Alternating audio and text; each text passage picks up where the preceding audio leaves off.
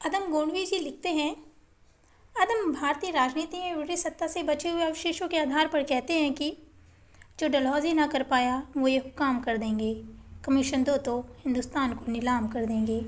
महंगाई पर तीक्ष्ण व्यंग करते हुए कहते हैं कि ये वंदे मातरम का गीत गाते हैं सुबह उठकर, मगर बाजार में चीज़ों का दुगना दाम कर देंगे। आज की उथली राजनीति में पर भी वो मौजो व्यंग करते हैं। एक जनसेवक को दुनिया में अदम क्या चाहिए, 4-6 चमचे, रहे माइक, रहे माला, रहे।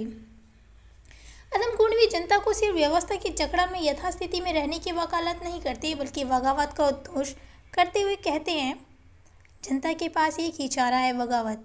यह बात कह रहा हूँ मैं होश हवास में। अदम गोंडवी हिंदी गज़ल को श्रृंगार की परिधि से निकालकर आमजन के जीवन तक ले जाते हैं।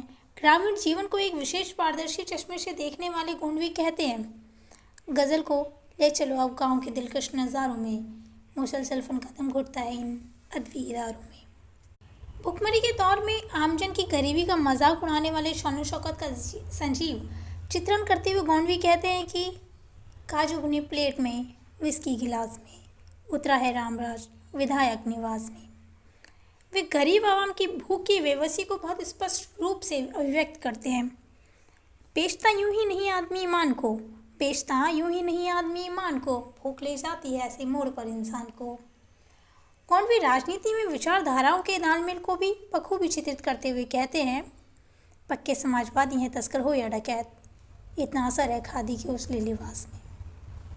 अदम एकदम खाटी अंदाज में अपने समय और परिवेश के नग्न यथार्थ को बिना लाग लपेट के प्रस्तुत करते हैं। जिंदगी की बेबसी को व्यक्त करते हुए अदम कहते हैं, आप कहते हैं सरापा गुलमोहर है ज़िंदगी, हम गरीबों की नज़र में एक कहर है ज़िंदगी।